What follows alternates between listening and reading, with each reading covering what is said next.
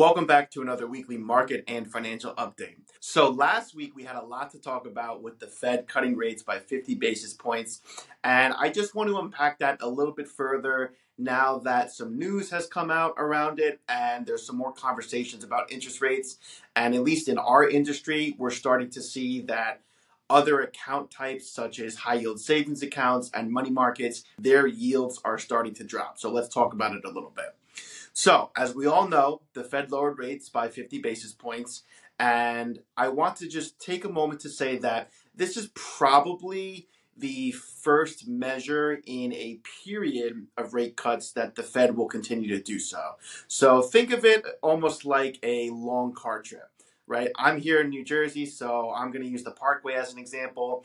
And when I drive in northern New Jersey and we go down the shore to the beach, oftentimes we have to stop because my dog needs to stretch her legs and my son needs to stretch his legs too. So we'll stop at a rest stop and maybe we might need to stop at a couple of rest stops. So think of it all about the journey, right? Just like in a long drive going somewhere, you're going to make maybe 1, 2, or 3 different rest stops. If it's even longer, maybe even more, right? But you're going to make those rest stops along the way. And that's what the Fed is doing with their rate easing cycle. They're going to make some rest stops. They're going to stop, consider where the economy is in that given moment, and then they'll make a rate cut. Whether how much, that will be determined, but they will make a rate cut of some sorts. And they've been pretty vocal that they want to continue to lower rates and they're really aiming for that soft landing. You know, I personally think that a recession is still pretty unlikely. There is still talk that a recession is on the table. And of course, there's always a chance that the economy could be pushed into a recession at any given moment. But I think it's pretty unlikely. I mean, the job market, while it has cooled off,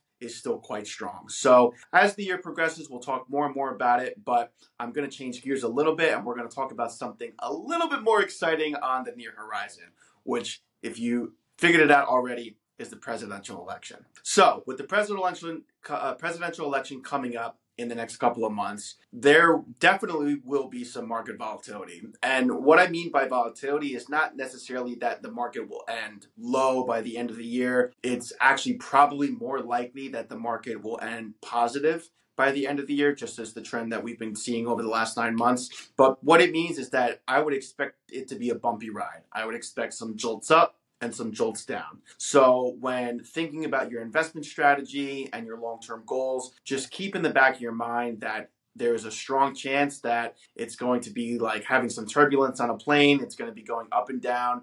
The markets will probably be a little all over the place, especially in conjunction with the Fed rate cuts that we just talked about. So there's a lot going on. Markets are pretty sensitive leading up to a presidential election just because there's a lot of uncertainty of who's going to get into office and then what will that existing seat of power look like, or if there's a shift in power because the incumbent president lost and their party gave up the seat, then that could have some implications to what the political landscape will look like over the next 4 years and what sort of policy changes will come with it. So again, just keep in mind that it's likely the market will have its ups and downs. It's very likely that the market will end positive by the end of the year, but it will probably be a bumpy road up until the election and maybe even shortly after the election. So a lot more to come on that, I'm sure. You know, it's really tough to say. Some of the polls that we've sort of been hearing about on our side, again, which you may have heard as the public,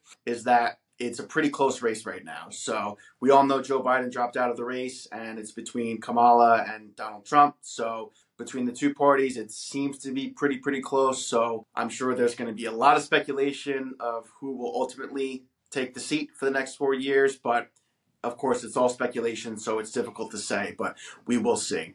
Now, from a market perspective, markets historically have done a pretty good job of predicting who's going to be in power. So 80% of the time, markets have actually predicted a seat of power correctly. So typically what happens when the incumbent seat is up for election to be replaced, then what the markets will do is that they'll actually react positively if the incumbent party stays in power. So 80% of the time, the markets will be flat or up. Whereas if the incumbent party is expected to lose, the markets will actually decline a little bit. So this goes back to 1928. there's a chart, and I'm going to ask my editor here to throw it up on the screen for everyone. But it's a pretty cool chart to see, and just know that the markets are very, very accurate.